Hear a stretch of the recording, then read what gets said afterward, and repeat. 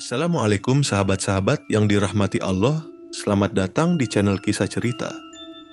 Namun sebelumnya saya sarankan untuk menuliskan sholawat Nabi Muhammad agar kelak sholawat ini menjadi saksi untuk mendapat syafaat di akhirat. Like dan subscribe ke channel ini sangat membantu menyebarkan dakwah Islam dan menjadi amal jariah. Berikut kisahnya. Di sebuah gang kecil yang tersembunyi di kawasan Kuta, Bali, terdapat sebuah agen rental mobil yang tidak begitu mencolok. Toko tersebut tampak seperti tempat biasa saja, dengan kaca depan yang berdebu dan papan nama yang terlihat usang. Namun, di balik penampilannya yang sederhana, agen rental mobil ini sedang menarik perhatian banyak wisatawan. Sebuah iklan sederhana yang terpasang di depan agen ini menawarkan sewa mobil dengan harga yang sangat murah, bahkan untuk kendaraan mewah sekalipun. Mungkin bagi sebagian orang, harga murah adalah daya tarik utama, tetapi bagi Raka, pemiliknya, ini adalah kesempatan besar yang tidak boleh disia-siakan. Raka, seorang pemuda berusia 28 tahun, baru saja membuka usaha rental mobil di Bali. Ia terlahir di sebuah desa kecil di Bali dan memutuskan untuk merantau ke kota demi mencari keberuntungan. Di awal usahanya, Raka tidak memiliki banyak modal. Namun, dengan sedikit utang dan usaha yang keras, ia berhasil mendapatkan sejumlah mobil bekas yang bisa disewakan. Meskipun tampak sederhana, usahanya segera berkembang pesat. Pelanggan datang silih berganti, menyewa mobil untuk berbagai keperluan, mulai dari liburan keluarga hingga perjalanan bisnis. Namun, ada sesuatu yang aneh yang mulai terasa. Setiap kali Raka menerima pelanggan, ada perasaan gelisah yang datang. Seolah ada yang tidak beres dengan salah satu mobilnya. Terkadang, mobil yang baru saja disewa kembali dalam keadaan sangat kotor atau bahkan dengan kerusakan yang tidak bisa dijelaskan. Raka merasa ada yang tidak wajar, tetapi ia memilih untuk tidak terlalu mempermasalahkannya. Ia berpikir mungkin hanya kebetulan atau kelalaian pelanggan yang tidak hati-hati. Suatu hari, seorang pria paruh-baya bernama Agus datang ke agen rental milik Raka. Agus tampak berbeda dari pelanggan lainnya. Ia terlihat lebih tua dari usia sebenarnya dan mengenakan pakaian yang sangat sederhana. Meski begitu, ia menawarkan uang yang lebih dari cukup untuk menyewa mobil.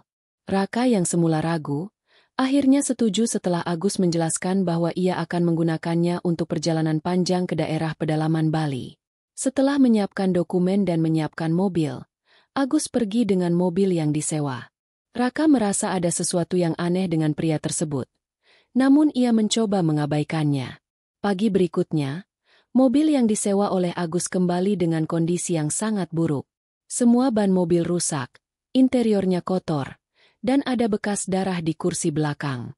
Raka terkejut dan langsung memeriksa keadaan mobil. Bagaimana bisa mobil ini rusak begini? Pikirnya. Raka mencoba menghubungi Agus, namun tidak ada jawaban.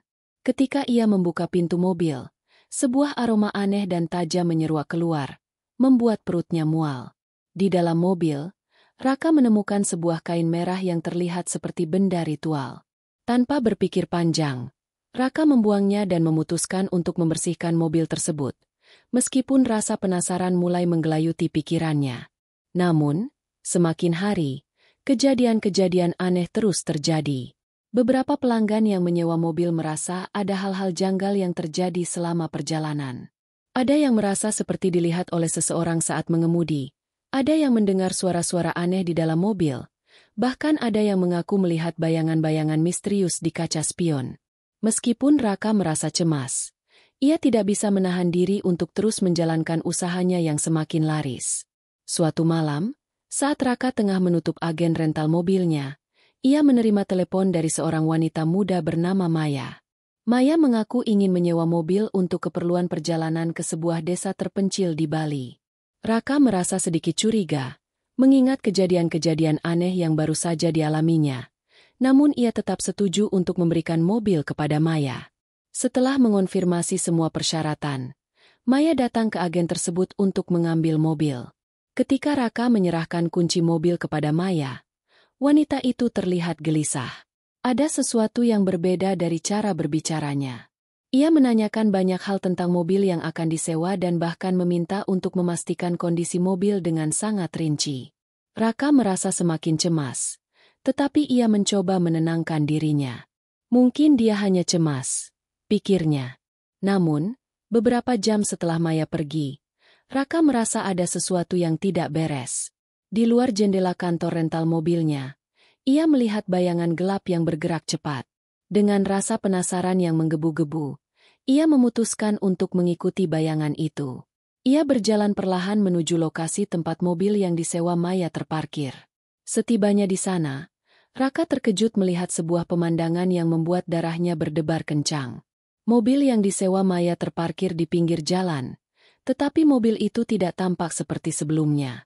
Kaca mobil pecah, pintu-pintu terbuka lebar, dan ada bekas darah yang mengalir di sepanjang aspal. Maya tampak tergeletak di dalam mobil. Matanya terpejam rapat, tubuhnya kaku dan pucat. Raka bergegas mendekati Maya, namun sebelum ia sempat menyentuh tubuhnya, ada sesuatu yang aneh. Mobil tersebut tiba-tiba mengeluarkan suara derit keras dari dalam, seolah-olah ada seseorang yang sedang menahan napas di dalamnya. Ketakutan mulai menyelimuti Raka. Ia merasa ada yang lebih besar dan lebih gelap dari sekadar kecelakaan atau kejahatan biasa yang terjadi di tempat ini. Tanpa pikir panjang, Raka berlari ke arah desa terdekat untuk mencari bantuan. Namun, saat ia kembali, mobil dan tubuh Maya sudah menghilang entah kemana.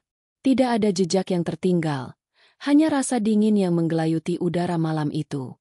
Keesokan harinya, Raka masih terkejut dengan apa yang terjadi semalam. Ia tidak tahu apakah itu hanya mimpi atau kenyataan yang begitu mencekam. Mobil yang disewa Maya menghilang begitu saja, dan tubuhnya pun lenyap tanpa jejak. Raka merasa seperti terjebak dalam pusaran peristiwa yang tidak bisa ia jelaskan. Apa yang sebenarnya terjadi di desa itu? Apa yang menyebabkan tubuh Maya menghilang begitu saja setelah kejadian malam itu? Pagi itu, Raka memutuskan untuk menghubungi pihak berwajib. Ia ingin melaporkan kejadian yang menimpa Maya, meskipun ia tahu bahwa kejadian ini akan terdengar sangat aneh bagi polisi. Namun, setelah melakukan beberapa pencarian dan berbicara dengan penduduk setempat, Raka merasa semakin yakin bahwa ada yang salah dengan usaha rental mobil yang dijalankannya. Ada sesuatu yang sangat gelap dan tak terlihat di balik semua kejadian ini. Setelah berjam-jam mencari informasi, Raka akhirnya mendapatkan petunjuk yang mengejutkan. Seorang pemuda bernama Wayan, yang kebetulan adalah teman lama Raka, memberitahunya tentang seorang dukun tua yang tinggal di daerah pedalaman Bali. Wayan mendengar kabar bahwa dukun tersebut terlibat dalam ritual-ritual aneh yang dapat mengabulkan keinginan seseorang, bahkan memberikan kekayaan dalam waktu singkat. Namun, Wayan juga memperingatkan Raka bahwa tidak ada yang bisa tahu pasti apa yang terjadi di balik semua itu. Karena orang-orang yang mencoba menanggalkan pesugihan dari dukun itu seringkali hilang tanpa jejak. Dengan penuh rasa takut dan penasaran, Raka memutuskan untuk mencari tahu lebih lanjut. Ia menghubungi Wayan lagi dan meminta untuk dibimbing menuju tempat dukun tersebut. Wayan menolak, merasa takut akan hal-hal yang bisa terjadi, tetapi akhirnya setuju untuk menemani Raka dalam pencariannya. Mereka berdua berangkat menuju pedalaman Bali, tempat yang jauh dari keramaian dan kehidupan sehari-hari. Setelah perjalanan panjang melalui jalan-jalan yang sempit dan berliku, mereka akhirnya tiba di sebuah desa yang tampaknya tertutup dari dunia luar. Suasana di sekitar desa ini sangat tenang, tetapi juga penuh dengan aura yang tidak biasa. Begitu mereka memasuki desa tersebut, Raka merasakan hawa dingin yang menyelimuti tubuhnya. Ini bukan hanya karena cuaca, melainkan karena sesuatu yang lebih mengerikan. Sebuah perasaan yang memberitahunya bahwa mereka telah memasuki wilayah yang penuh dengan kekuatan gelap. Di ujung desa, mereka tiba di sebuah rumah kecil yang sangat sederhana. Dindingnya terbuat dari bambu dan atapnya tampak rapuh. Sebuah papan nama terpampang di depan rumah itu dengan tulisan yang hampir tak terbaca. I Gusti Ngurah. Raka menatap papan nama itu dengan cemas. Ini adalah rumah yang ia cari, tempat sang dukun tua tinggal. Dengan langkah hati-hati, mereka mendekati pintu rumah tersebut. Wayan sempat mengingatkan Raka untuk tidak terlalu banyak bertanya atau bersikap lancang, karena dukun tersebut sangat sakral bagi penduduk setempat. Raka mengangguk dan mengetuk pintu rumah dengan pelan. Tidak lama kemudian, seorang pria tua dengan tubuh bungkuk membuka pintu. Matanya yang tajam memandang mereka dengan penuh perasaan, seolah sudah tahu kedatangan mereka. "Kenapa kalian datang ke sini?" tanya pria tua itu dengan suara serak, namun penuh kewibawaan. Raka merasa sedikit terkejut, tetapi ia memutuskan untuk mengungkapkan maksud kedatangannya. "Kami ingin tahu tentang ritual yang dilakukan di desa ini. Kami ingin tahu tentang pesugihan." Sang dukun hanya tersenyum tipis. Ekspresinya tak terbaca. "Pesugihan," katanya, "adalah jalan pintas yang tidak tahu akan ujungnya. Banyak yang datang untuk kekayaan, tetapi tidak sedikit yang pulang dengan harga yang sangat mahal." Raka merasa seolah ada sesuatu yang lebih dalam dari kata-kata dukun itu, tetapi ia tetap bertanya, bagaimana ritual itu dilakukan? Apa yang terjadi pada mereka yang melakukannya? Dukun tua itu mengangkat tangannya perlahan, memberi isyarat agar Raka dan Wayan duduk di dekatnya. Sebelum mereka mendapatkan apa yang mereka inginkan, mereka harus memberi sesuatu yang berharga. Tidak semua orang siap untuk membayar harga yang harus dibayar. Ada yang menyewa mobil, ada yang menyewa rumah, ada yang menyewa kehidupan mereka. Setiap benda yang disewakan bukan hanya untuk digunakan, tapi juga untuk mengikat jiwa mereka kepada kekuatan yang lebih besar. Raka terdiam mendengarkan. Perasaan gelisah semakin menyelimutinya. "Apakah Maya salah satu orang yang terlibat dalam ritual itu?" tanyanya dengan terbata. Dukun tua itu mengangguk pelan. "Ya, dia adalah salah satu yang terpilih. Namun, tidak semua yang terpilih bisa keluar dengan selamat. Pesugihan ini mengikat jiwa, dan jiwa yang terikat tidak bisa lepas begitu saja." Raka mulai merasa cemas. Apa yang telah ia lakukan? Bisnis rental mobil yang tampak sederhana itu ternyata terhubung dengan sesuatu yang jauh lebih besar dari yang ia bayangkan. Setiap mobil yang disewakan, setiap pelanggan yang datang, apakah mereka semua juga terikat pada kekuatan ini? Pikiran itu membuat dadanya sesak. Sebelum Raka sempat bertanya lebih jauh, dukun itu bangkit dan berjalan menuju sebuah meja yang terletak di sudut ruangan. Di atas meja tersebut, ada sebuah benda yang terbalut kain merah. Sang dukun membuka kain itu, mengungkapkan sebuah benda yang tampak seperti sebuah batu hitam besar.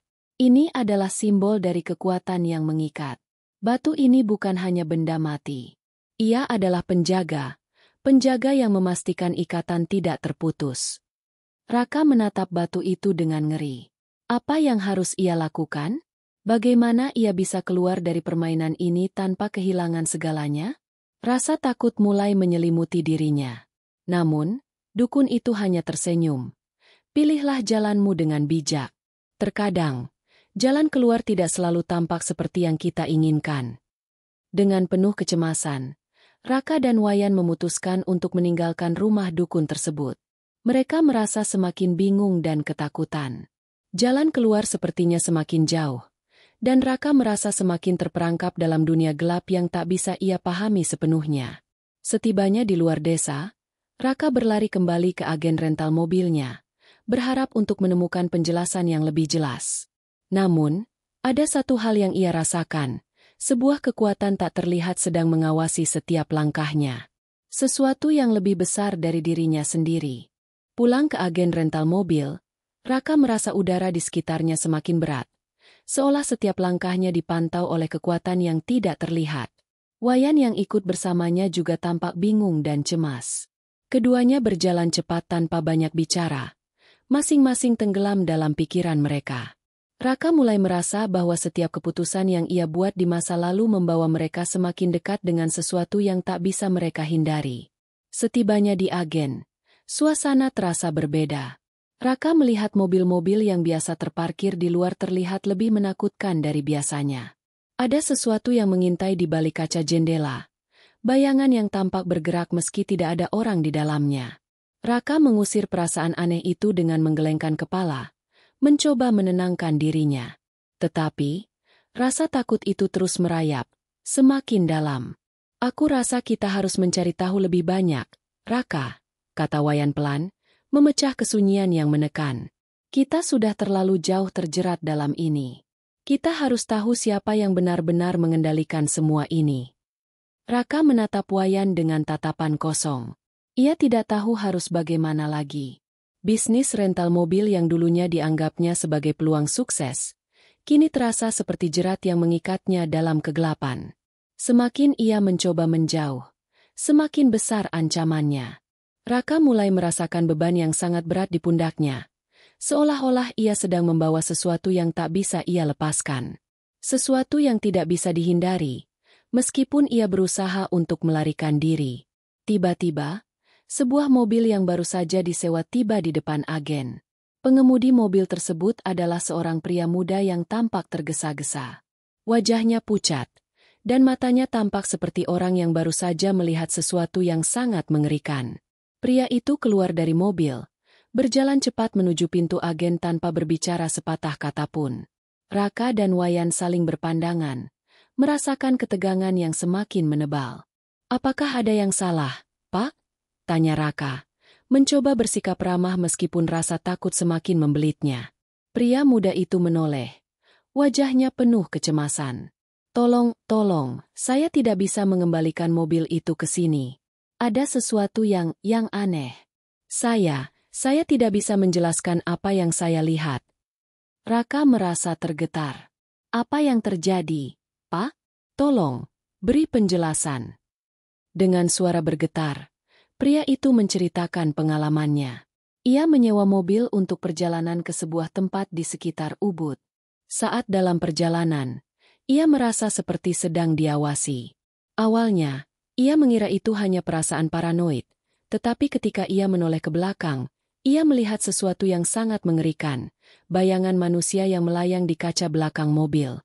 Ketika ia mencoba menghidupkan kembali mesin mobil untuk kembali, mobil itu tidak mau menyala. Bayangan itu semakin dekat, mengintimidasi dari kaca spion hingga akhirnya ia merasa ada sesuatu yang mencoba masuk ke dalam mobil.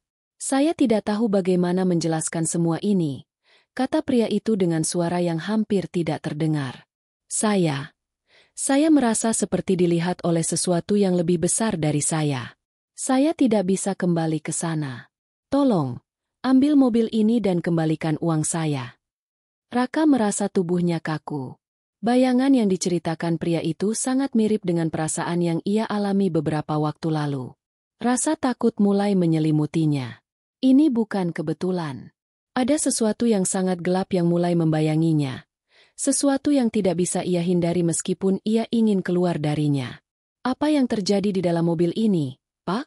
tanya Raka, mencoba untuk tetap tenang meskipun hati dan pikirannya terombang-ambing ketakutan. Pria itu hanya menggelengkan kepala, tidak bisa menjelaskan lebih lanjut. Ia menoleh dan bergegas pergi tanpa menunggu jawaban. Raka dan Wayan berdiri terpaku di depan agen, mencerna apa yang baru saja mereka dengar. Ada sesuatu yang sangat tidak wajar tentang semua ini. Setiap mobil yang disewakan, setiap pelanggan yang datang, semuanya terikat pada sesuatu yang lebih besar, sesuatu yang tidak bisa dilihat oleh mata biasa. Wayan akhirnya berbicara, memecah keheningan. "Raka, kita harus pergi ke tempat itu. Tempat yang ada di pedalaman Bali. Kita harus mencari tahu siapa yang benar-benar mengendalikan pesugihan ini. Kita harus menghentikannya sebelum semuanya terlambat." Raka hanya mengangguk. Ia tahu Wayan benar. Tidak ada pilihan lain. Mereka harus menghadapi kenyataan ini, meskipun itu berarti mereka harus berhadapan dengan kekuatan yang sangat gelap. Namun, di balik ketakutannya, Raka merasa ada dorongan yang sangat kuat dalam dirinya untuk melawan kekuatan yang tidak terlihat, melawan sesuatu yang telah menguasai hidupnya. Malam itu, mereka kembali menuju pedalaman Bali, dengan tekad yang lebih bulat daripada sebelumnya. Mereka tidak bisa lagi berlari atau bersembunyi. Mereka harus mengungkap rahasia yang tersembunyi di balik ritual pesugihan ini. Dan yang paling menakutkan, mereka harus siap menghadapi konsekuensinya.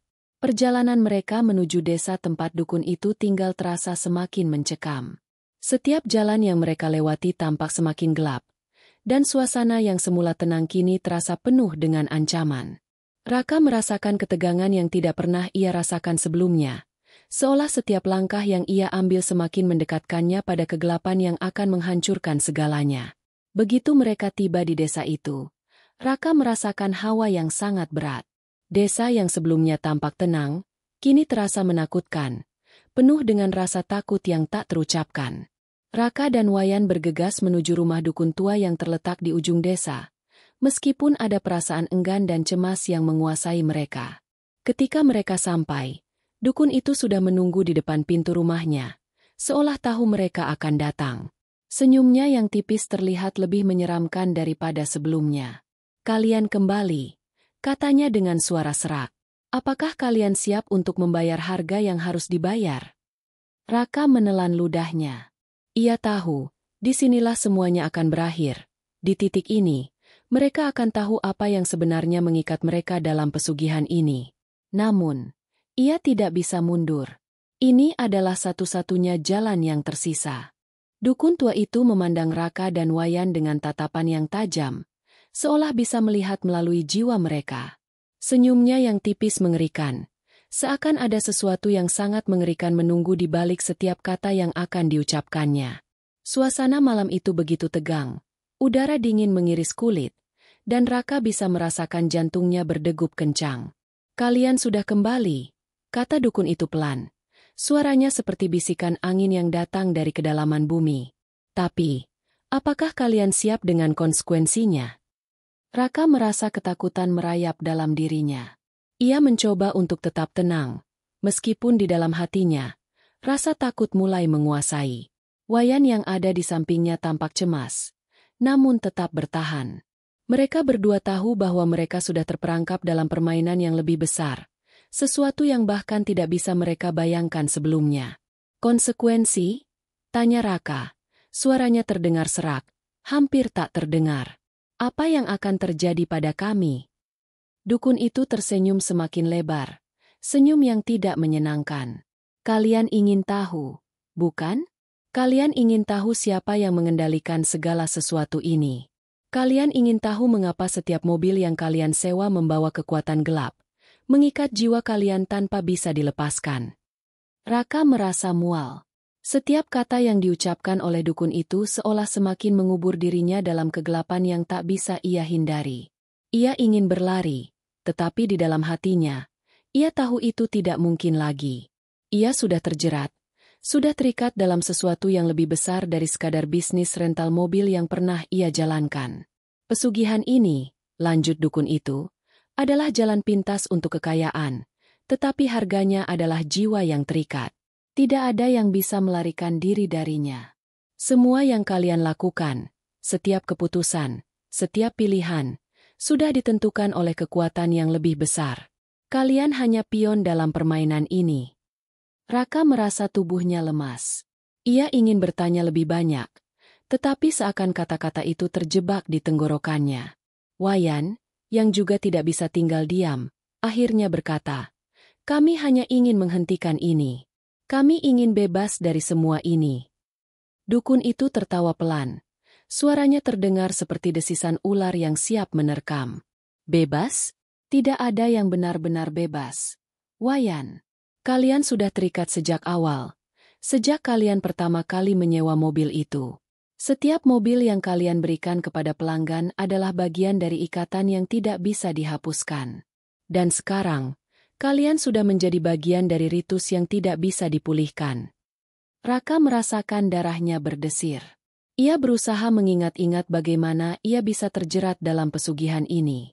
Hanya bermodalkan beberapa mobil bekas dan keinginan untuk menjalankan bisnis rental mobil, ia tidak tahu bahwa ia sudah terikat dalam perjanjian gelap yang melibatkan kekuatan yang jauh melampaui pemahaman manusia. Semua mobil, semua pelanggan yang datang, semuanya adalah bagian dari rencana besar yang dirancang oleh kekuatan jahat ini. Dukun itu melangkah lebih dekat ke mereka, dan Raka bisa merasakan hawa dingin yang keluar dari tubuhnya. "Kalian ingin tahu cara untuk lepas dari ikatan ini?" tanya dukun itu dengan suara yang mengerikan. "Ada satu cara. Tetapi itu akan menghancurkan kalian lebih cepat daripada yang kalian bayangkan." Wayan tampak terkejut. "Apa yang harus kami lakukan?" tanyanya, meskipun jelas ketakutan menghiasi wajahnya. Dukun itu hanya tersenyum dan mengangkat tangan kirinya. Dengan gerakan pelan, ia menunjukkan sebuah simbol yang terukir di telapak tangannya, sebuah tanda yang terlihat seperti simbol kuno yang tidak dapat dikenali oleh Raka dan Wayan. Ada satu cara untuk melepaskan diri, tetapi itu hanya akan terjadi jika kalian rela mengorbankan sesuatu yang lebih berharga dari apapun yang pernah kalian miliki. Raka merasa jantungnya berhenti sejenak. Apa yang harus kami korbankan? Tanyanya, meskipun ia sudah tahu jawabannya. Setiap kata yang keluar dari mulut dukun itu semakin mengerikan. Seolah-olah dunia ini sedang berputar di luar kendalinya. Dukun itu mengangkat bahunya dengan tenang. Sesuatu yang lebih berharga daripada hidup kalian. Sebuah nyawa, mungkin, atau sesuatu yang tidak bisa kalian tebus dengan harta. Raka dan Wayan saling memandang. Mereka tahu bahwa dalam dunia pesugihan, tidak ada jalan keluar tanpa pengorbanan. Mereka sudah terlalu jauh terjerat, dan sekarang, mereka harus memilih, hidup dengan ikatan ini, atau mengorbankan sesuatu yang lebih berharga. Dukun itu melanjutkan. Namun, tak semua yang memilih untuk melepaskan diri bisa keluar hidup-hidup. Beberapa dari mereka akan hilang, lenyap tanpa jejak, menjadi bagian dari kekuatan yang mengikat mereka. Hanya sedikit yang berhasil lepas, dan bahkan mereka pun tidak pernah kembali seperti semula. Raka merasa seperti terhimpit oleh kata-kata itu. Ada rasa takut yang menyelimuti tubuhnya. Rasa takut akan apa yang akan terjadi pada mereka. Apakah ada jalan keluar? Apakah mereka bisa keluar dari permainan gelap ini tanpa harus membayar harga yang sangat tinggi? Raka merasa dirinya semakin terpojok. Ia ingin berteriak, meminta tolong, tetapi suaranya seakan terhenti di tenggorokannya. Ada sesuatu yang lebih besar, lebih kuat, yang mengontrol semuanya. Setiap langkah yang mereka ambil semakin membuat mereka terperangkap dalam ikatan yang lebih dalam. Dukun itu kemudian berjalan mundur dan duduk di kursi kayu yang sudah tua. Keputusan ada di tangan kalian. Pilihlah dengan bijak, karena setelah kalian memilih, tidak ada yang bisa mengubah apa yang sudah terjadi. Raka menatap Wayan. Mereka tahu bahwa apapun keputusan yang mereka ambil, konsekuensinya akan sangat besar. Tetapi, apakah mereka bisa menghadapi kekuatan yang begitu gelap? Akankah mereka bisa keluar dari jeratan ini tanpa harus mengorbankan nyawa mereka? Perasaan cemas semakin mencekam hati Raka. Ia tahu, jalan mereka sudah dipilih, dan ikatan ini tak akan terputus begitu saja. Namun, ada satu hal yang pasti, setiap pilihan yang mereka buat akan menentukan apakah mereka akan selamat, atau tenggelam dalam kegelapan yang abadi. Suasana di sekitar mereka semakin mencekam. Udara dingin yang semula hanya menyelimuti tubuh, kini terasa menusuk hingga tulang. Raka dan Wayan berdiri di depan dukun tua itu, terperangkap dalam ketidakpastian. Kata-kata sang dukun berputar-putar di benak mereka, membekas dengan jelas. Semua pilihan yang mereka miliki sekarang terasa berat, bahkan lebih berat daripada beban fisik apapun yang pernah mereka rasakan. Dukun itu diam, menatap mereka dengan pandangan yang penuh arti. Tidak ada keinginan untuk memberi penjelasan lebih lanjut, seolah-olah setiap jawaban yang mereka cari hanya akan membawa mereka lebih dalam ke dalam kegelapan. Wayan menggigit bibir bawahnya, ketegangan jelas terpancar di wajahnya. Apa yang harus kita lakukan? Bisik Wayan pelan, hampir tidak terdengar. Raka hanya bisa menatap kosong ke depan. Ia merasa ada sesuatu yang lebih besar yang mengendalikan nasib mereka. Dalam pikirannya, gambar-gambar aneh dari mobil yang menghilang, bayangan yang mengikuti mereka, serta kata-kata sang dukun mulai meresap menjadi kenyataan yang tak bisa dihindari. Dukun itu akhirnya berdiri dari kursinya, mendekati mereka perlahan dengan langkah yang sunyi. "Kalian ingin keluar, kan?" katanya. Suara seraknya hampir seperti gemuruh yang menggema di dalam dada mereka. Tapi ingat, jalan keluar ini bukanlah jalan yang mudah. Setiap langkah kalian akan membawa kalian semakin dekat pada kegelapan yang tidak pernah bisa kalian bayangkan. Raka menelan ludah, otaknya berpacu dengan cepat mencoba mencerna segala informasi yang baru saja diterima. Apakah mereka harus berani memilih untuk mengorbankan sesuatu? Sesuatu yang tak bisa mereka tebus kembali?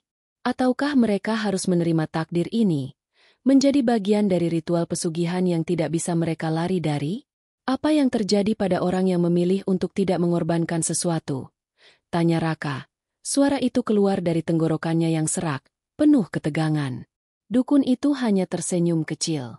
Mereka akan terikat selamanya. Jiwa mereka akan menjadi bagian dari kekuatan yang tidak bisa dihentikan.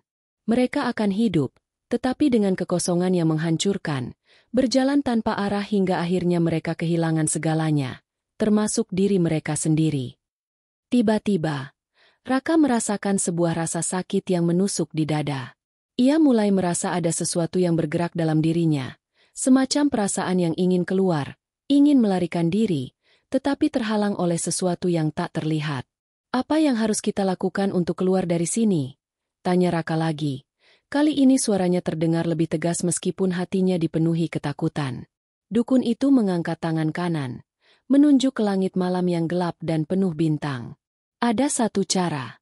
Kalian bisa memilih untuk menghancurkan segalanya, mengorbankan apa yang paling berharga bagi kalian, dan dengan demikian menghapuskan ikatan ini. Tapi, ingatlah, apa yang kalian korbankan tidak akan pernah kembali. Wayan berlari tangan ke wajahnya. Kebingungan. Apa yang bisa kami korbankan? Apa yang lebih berharga daripada nyawa kami? Segalanya. Jawab dukun itu datar. Sesuatu yang kalian anggap tak terpisahkan dari hidup kalian. Sesuatu yang sudah menjadi bagian dari diri kalian sejak lama. Raka merasa semakin terpojok. Setiap detik yang berlalu terasa seperti beban yang semakin menumpuk. Ia mulai berpikir tentang masa lalunya. Tentang kehidupan yang ia tinggalkan sebelum semua ini dimulai. Apa yang lebih berharga dari nyawa? Bisnisnya? Mobil-mobil yang ia sewakan? Mungkin semuanya itu. Tapi ada satu hal yang paling mengikatnya, keluarganya. Ia tidak bisa kehilangan mereka. Ia tidak bisa membayangkan hidup tanpa mereka. Tapi, apakah mereka bisa keluar dari ikatan ini tanpa benar-benar mengorbankan sesuatu? Sesuatu yang lebih berharga daripada yang mereka tahu? Di dalam hatinya, Raka mulai merasa ada pertentangan yang besar. Bagaimana jika mereka tidak memilih? Bagaimana jika mereka mencoba untuk melawan, tetapi pada akhirnya harus membayar harga yang lebih besar? Dukun itu mendekat lagi. Kali ini langkahnya semakin lambat, dan tiap suara dari desahan napasnya terasa semakin berat. Kalian bisa pergi, tapi kalian harus memilih. Jangan biarkan takdir mengendalikan kalian lebih lama. Kalian punya waktu hanya sampai matahari terbenam besok. Wayan menatap Raka dengan mata yang penuh kekhawatiran. Apa yang kita lakukan sekarang, Raka? Kita harus mengambil keputusan sekarang juga. Raka merasa keringat mulai bercucuran dari pelipisnya. Perasaan cemas semakin memuncak. Wayan benar. Mereka harus memilih dengan cepat. Tetapi bagaimana bisa memilih sesuatu yang begitu berat? Keputusan yang bisa memengaruhi hidup mereka selamanya. Saat Raka terdiam, dukun itu melanjutkan. Kalian harus menyerahkan sesuatu yang kalian sangat cintai. Mungkin itu adalah nyawa. Atau mungkin sebuah ikatan yang tak pernah bisa kalian lepaskan. Tapi ingat, setelah kalian menyerahkannya, tidak ada jalan kembali. Dengan nafas yang terengah-engah, Raka menatap dukun itu dan kemudian menoleh ke Wayan. Mereka berdua sudah terlalu jauh. Mereka harus memilih. Raka tahu, ini adalah titik terendah mereka. Sebuah pilihan yang akan mengubah hidup mereka selamanya. Dukun, kata Raka dengan suara yang tegas. Kami ingin tahu cara keluar. Apapun yang harus dikorbankan, kami siap. Dukun itu mengangguk pelan. Matanya yang tajam seolah menembus jiwa Raka. Begitu kalian mengorbankan sesuatu yang sangat berharga, maka ikatan ini akan lepas. Tetapi ingat, kalian tidak akan pernah kembali seperti sebelumnya. Raka dan Wayan saling berpandangan sekali lagi. Pada titik ini, mereka tahu bahwa tidak ada yang akan sama lagi setelah ini. Mereka akan berhadapan dengan takdir yang sudah diatur. Langkah pertama, kata dukun itu sambil melangkah mundur, adalah mengucapkan selamat tinggal kepada dunia yang kalian kenal. Dengan itu, dukun itu mengangkat tangannya. Sebuah cahaya yang sangat terang muncul di sekitarnya. Cahaya itu semakin membesar, membanjiri ruang gelap di sekitarnya, membuat Raka dan Wayan terkesima. Raka bisa merasakan dunia sekitarnya mulai berputar. Dalam hati, ia tahu, semuanya akan berubah. Keputusan yang mereka buat malam ini akan menentukan siapa yang mereka akan menjadi selamanya. Tetapi mereka harus siap dengan konsekuensinya. Cahaya yang memancar dari tangan dukun itu semakin terang, menyilaukan mata Raka dan Wayan. Dalam hitungan detik, dunia di sekitar mereka seakan terdistorsi, dan mereka merasa seperti terseret ke dalam sebuah dimensi lain yang jauh lebih gelap dan menakutkan. Udara terasa semakin berat, seolah setiap napas mereka semakin sulit untuk dihirup. Raka menggenggam tangan Wayan erat-erat, berusaha memberi kekuatan satu sama lain meskipun dirinya sendiri merasa hampir terpecah oleh ketakutan. Dukun itu tetap diam, matanya yang dalam menatap mereka dengan sebuah senyum penuh arti yang tak bisa dijelaskan. Inilah titik kalian harus membuat pilihan terakhir, katanya dengan suara serak, seolah mengalir dari kedalaman yang tak terjangkau. Setelah kalian melangkah lebih jauh, tak ada yang akan kembali seperti semula. Raka merasa dadanya berdebar kencang, seakan jantungnya ingin melompat keluar dari tubuh. Apa yang terjadi setelah kami membuat pilihan? Dukun? Apakah kami akan kembali ke hidup kami? Tanyanya, dengan suara yang sedikit bergetar. Dukun itu hanya mengangguk pelan. Kalian akan kembali. Namun, kalian takkan kembali sebagai siapa kalian sebelumnya. Kalian akan kembali sebagai bagian dari sesuatu yang lebih besar. Sesuatu yang tak terjamah oleh pemikiran manusia biasa. Wayan mengerutkan kening. Kebingungannya semakin terlihat. Jadi, kami akan menjadi apa? Tanyanya, tidak bisa menahan perasaan cemas yang menguasai. Apapun yang kalian korbankan, itu akan menggantikan kehidupan kalian sebelumnya. Jawab dukun itu dengan penuh keyakinan. Jika kalian mengorbankan jiwa atau sesuatu yang lebih berharga, itu akan menjadi bagian dari kalian selamanya. Tetapi kalian akan bebas dari ikatan pesugihan ini. Kata-kata dukun itu menggema dalam pikiran Raka, berputar-putar seperti lingkaran yang semakin sempit. Rasa takut bercampur kebingungan meliputi dirinya. Sesuatu yang sangat berharga. Apakah itu keluarganya? Apakah itu hidupnya? Begitu banyak yang terlintas dalam benaknya. Ia merasa seolah tak ada jalan keluar. Semua yang ia tahu, semua yang ia inginkan, tergantung pada keputusan yang harus dibuat malam itu. Wayan yang sudah cukup diam akhirnya berbicara dengan suara rendah. Raka, kita tidak bisa mundur lagi. Jika kita tidak memilih, maka kita akan terperangkap selamanya. Kita harus menghadapinya. Raka menatap Wayan, dan untuk pertama kalinya, ia merasakan kedalaman ketakutan dalam mata sahabatnya itu. Wayan benar. Mereka sudah tidak punya pilihan lain. Setiap keputusan yang mereka buat di masa lalu, setiap langkah yang mereka ambil menuju bisnis rental mobil itu, membawa mereka ke titik ini. Mereka tidak bisa melarikan diri lagi. Jadi, apa yang harus kami lakukan? Tanya Raka, dengan suara yang penuh tekad meski hati masih terombang-ambing. Dukun itu tersenyum, senyum yang lebih mengerikan daripada sebelumnya. Kalian harus mengorbankan sesuatu yang kalian cintai, sesuatu yang tidak bisa digantikan. Setelah itu, kalian akan lepas dari ikatan ini. Kalian akan bebas. Wayan menggigit bibir bawahnya. Pikirannya mulai berkecamuk. Tapi apa yang akan terjadi setelah kami mengorbankan itu?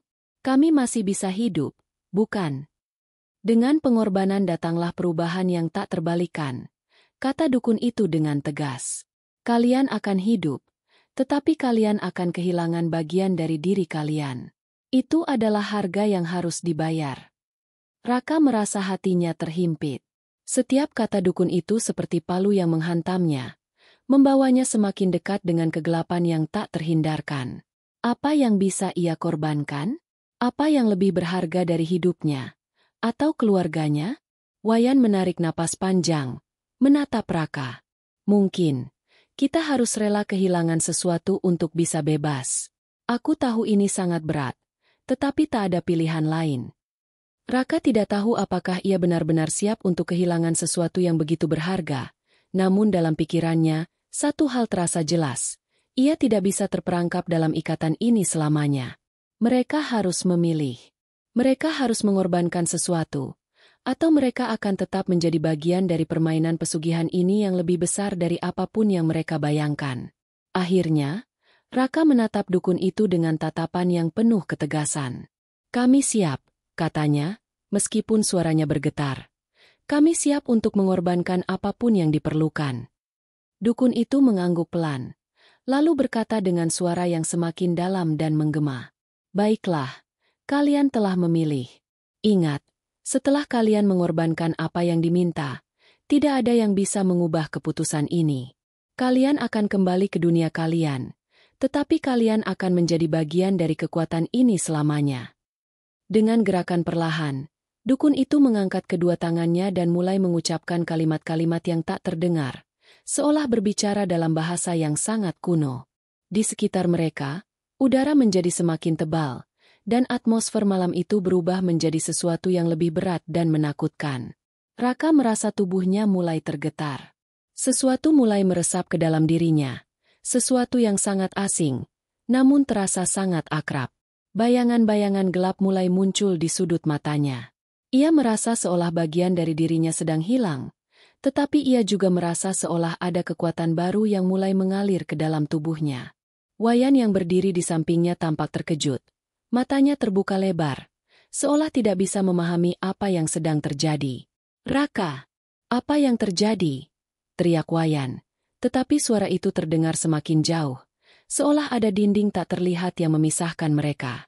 Dukun itu tersenyum puas, melihat perubahan yang mulai terjadi pada Raka dan Wayan.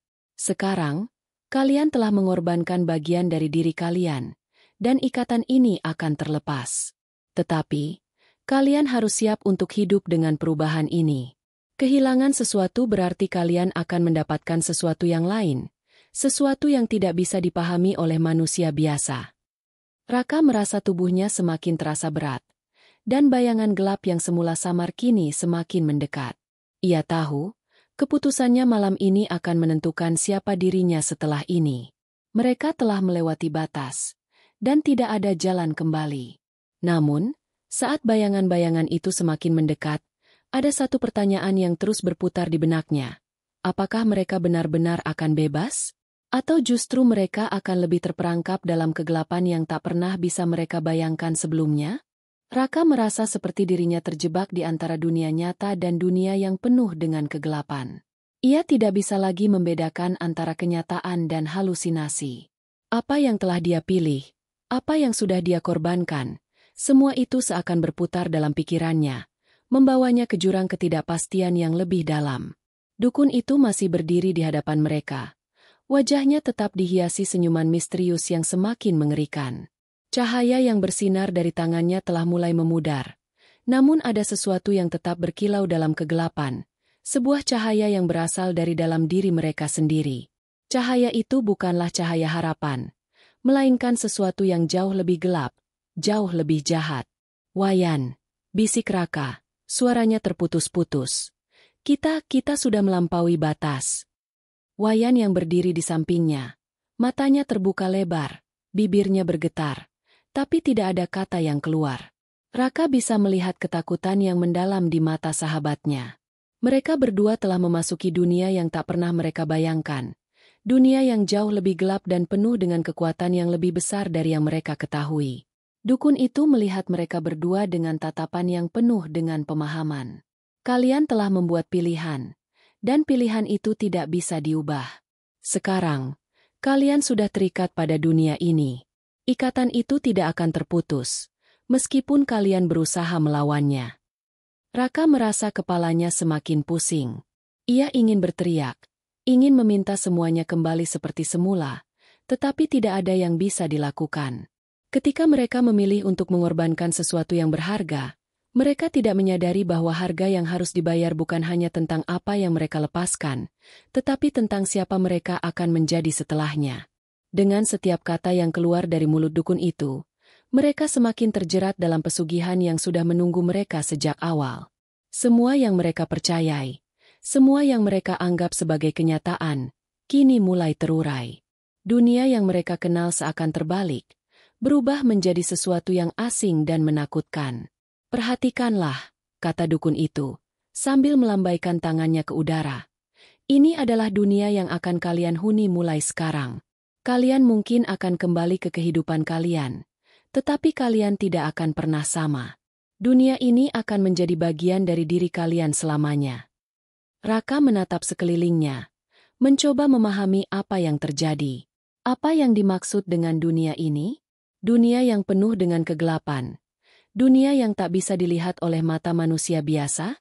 Ketika ia mengarahkan pandangannya ke Wayan, ia melihat bahwa sahabatnya itu juga merasa seperti terjebak dalam ilusi yang tak pernah ia bayangkan sebelumnya. Tiba-tiba, Raka merasakan ada sesuatu yang menyentuh kulitnya. Ia menoleh dengan cepat, dan di sana, di tengah kegelapan, ia melihat bayangan yang mulai bergerak menuju mereka. Bayangan itu berbentuk manusia, namun wajahnya tidak bisa terlihat dengan jelas. Yang jelas, bayangan itu membawa aura yang sangat menakutkan, seakan mengandung sesuatu yang jauh lebih mengerikan dari sekadar kegelapan. Wayan menarik napas panjang, terkejut dan ketakutan. "Raka, apa itu?" tanyanya dengan suara gemetar. Raka tidak bisa menjawab. Ia merasakan bahwa bayangan itu bukanlah makhluk biasa. Ada sesuatu yang sangat berbeda dalam dirinya. Sesuatu yang lebih gelap, lebih menakutkan, sesuatu yang tidak bisa mereka hindari. "Jangan takut." Suara dukun itu tiba-tiba terdengar, menenangkan mereka meskipun tidak ada ketenangan yang bisa ditemukan. "Bayangan itu adalah bagian dari kalian. Itu adalah bagian dari pengorbanan yang telah kalian buat." Raka merasa tubuhnya semakin kaku. Setiap inci dari dirinya terasa semakin berat. Bayangan itu mendekat, dan saat ia mencapai jarak yang sangat dekat, wajahnya yang gelap perlahan mulai terlihat. Wajah itu, meskipun kabur, memancarkan aura yang sangat menakutkan, dan saat Raka melihat ke dalamnya, ia merasa seolah-olah dirinya sendiri yang ada di sana, dalam bentuk yang lebih gelap, lebih kejam. "Ini adalah apa yang telah kalian pilih," kata dukun itu. Suaranya begitu tenang, seolah ia sudah sangat terbiasa dengan hal-hal seperti ini. "Kalian akan selalu terhubung dengan bayangan ini. Itu adalah bagian dari kalian yang tidak bisa dihindari." Raka merasa gelombang ketakutan yang begitu besar menghantamnya. "Apakah kita akan menjadi seperti mereka?" tanya Raka, berusaha untuk memahami apa yang baru saja ia alami. "Apakah kita akan menjadi seperti makhluk itu?" Dukun itu mengangguk. "Kalian sudah memilih. Raka, apa yang kalian korbankan adalah bagian dari jiwa kalian yang sekarang akan mengubah kalian selamanya. Bayangan itu adalah manifestasi dari pengorbanan yang telah kalian buat. Ia akan mengikuti kalian kemanapun kalian pergi." Wayan terdiam, tampak semakin tidak bisa menerima kenyataan yang baru saja mereka hadapi. "Tapi, kita masih bisa hidup normal, kan?" tanyanya, suara penuh harap, meskipun hatinya sudah terasa hancur. "Normal?" kata dukun itu, suaranya hampir seperti tertawa. "Apa yang kalian anggap normal akan berubah.